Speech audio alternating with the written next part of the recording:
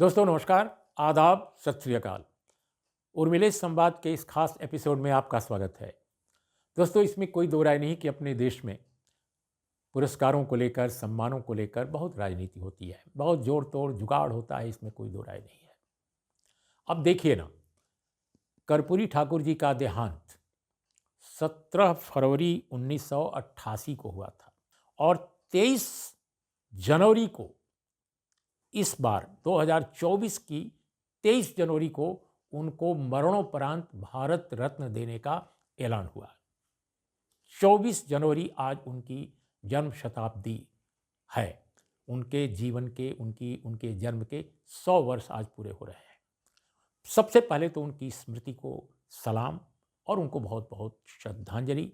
उनके साथ हमने कई बार ट्रेवल किए, खासकर बिहार के उन इलाकों में जहां उत्पीड़न होता था दलितों पर और तमाम तरह के जो उत्पीड़ित तबके हैं।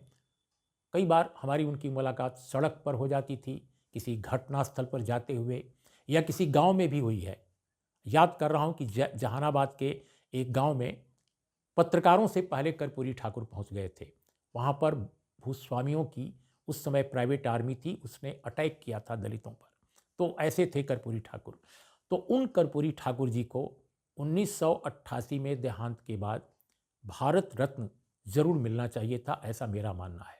मेरा मानना है कि उनके जीवन काल में भी मिल सकता था, उनके मरणोपरांत भी तत्काल मिल सकता था, लेकिन वो ऐसे सपूत भारत के जरूर रहे हैं जो भारत रत्न के हकदार हैं। लेकिन इस देश में तो दोस्तों बाबा साहब भीमराव अंबेडकर को भी वर्षों बरस बाद मिला। वीपी सिंह की सरकार ने दिया था उनको, बरसों बरस बाद मिला। तो आज कर्पूरी ठाकुर जी के साथ जो हुआ है, ऐसा नहीं है कि ये कोई एक्सेप्शन है या अकेली ऐसी घटना है।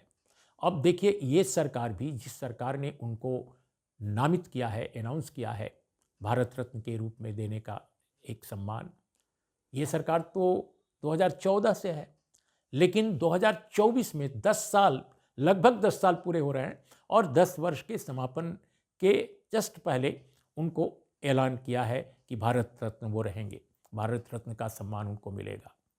दोस्तों 1988 के मार्च महीने से लेकर अब तक भारत में न जाने कितनी सरकारें आई गईं।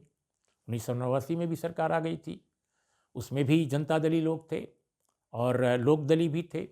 उसमें भी तरह तरह के लोग थे, समाजवादी धारा के थे, कुछ कांग्रेसी धारा, पूर्व कांग्रेसी थे। लेकिन कहाँ भारत रत्न कर्पूरी जी को मिला? नहीं मिला।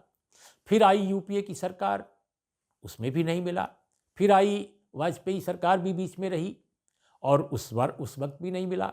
माननीय नीतीश कुमार जी से लेकर और तमाम लोग केंद्र में मंत्री भी थे उस समय। लालू प्रसाद भी रेल मंत्री थे यूपीए रिजीम में, कहाँ मिला? नहीं मिला।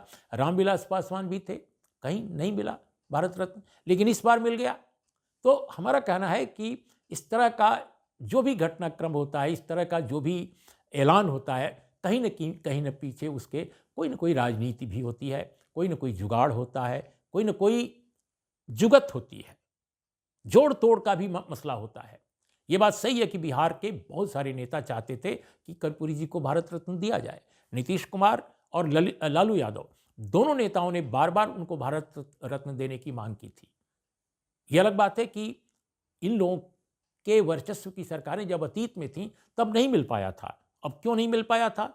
अब आप जाने, मैं तो कह रहा हूं कि 1988 के बाद से, माने फरवरी महीने के बाद से न जाने कितनी सरकार, अगर मरणोपरांत ही उनको देना था, जीवन काल में नहीं उनको मिला।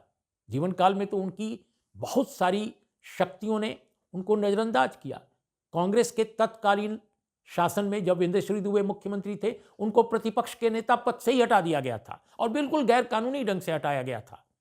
अब क्या क्या कहिएगा आप। लेकिन अब भारतीय जनता पार्टी आज की जो सरकार है, अब वो कह रहे हैं कि वो महान थे, दिव्य थे, अलौकिक थे। ठीक है, सब कुछ है, लेकिन मैं याद दिलाऊं दोस्तों कि जो लोग आज सत्ता में हैं और जिन सामाजिक शक्तियों के वे एक तरह से नुमाइंदे हैं, सोशल फोर्सेस के, उन्हीं सोशल फोर्सेस के बहुत सारे नुमाइंदे, बहुत सारे लोग उन सामाजिक शक्तियों के, बल्कि कहा जाए कि बिहार में जो वो सामाजिक शक्तियां जिनकी नुमाइंदगी आज की सरकार में बैठे बहुत सारे लोग कर रहे हैं, उन्होंने कर्पूरी ठाकुर को 1978 में जब उन्होंने आरक्षण का ऐलान किया था, जब उन्होंने पिछड़ों के लिए और एक पूरा फार्मूला, मुकम्मल फार्मूला पेश किया, उसको लागू करने का ऐलान किया, तब कर्पूरी ठाकुर के खिलाफ उनके बारे में इतना अनाप शनाप कहा गया जितना इस देश की राजनीति में शायद ही किसी नेता के बारे में कहा गया हो। और बिहार की सड़कों पर उनके खिलाफ इतने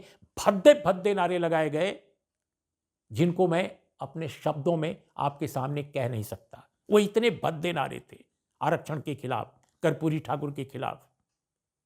अब वो सारी शक्तियां इस वक्त राममय हो गई हैं। सब इतने विनम्र, इतने शालीन, इतने कुलीन, सब कुछ हो गए हैं। लेकिन कर्पूरी ठाकुर के खिलाफ किस तरह के नारे उन लोगों ने लगाए थे, हमको आज भी याद है।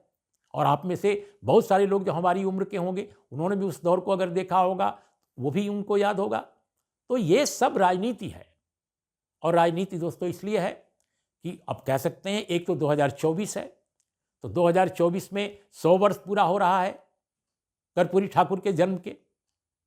तो कर्पूरी जी के जन्म का एक तो प्रसंग है, और दूसरा प्रसंग है कि 2024 में चुनाव है कुछ ही महीने बाद।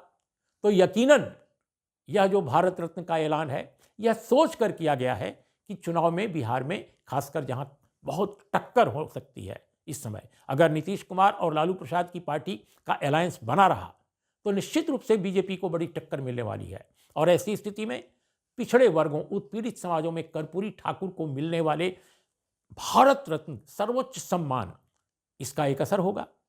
तो बहुत साफ है सरकार की सोच, या जो भी जिन लोगों ने, जिन सामाजिक शक्तियों ने उनकी पैरवी की होगी कि भारत रत्न उनको दे देने से अच्छा रहेगा, उनके पीछे इलेक्शन का मनसा रहा होगा। इसमें कोई दो राय नहीं है। क्योंकि अगर नैसर्गिक ढंग से और राजनीतिक निर्णय केवल होता तो भैया सरकार तो बहुत पहले से थी।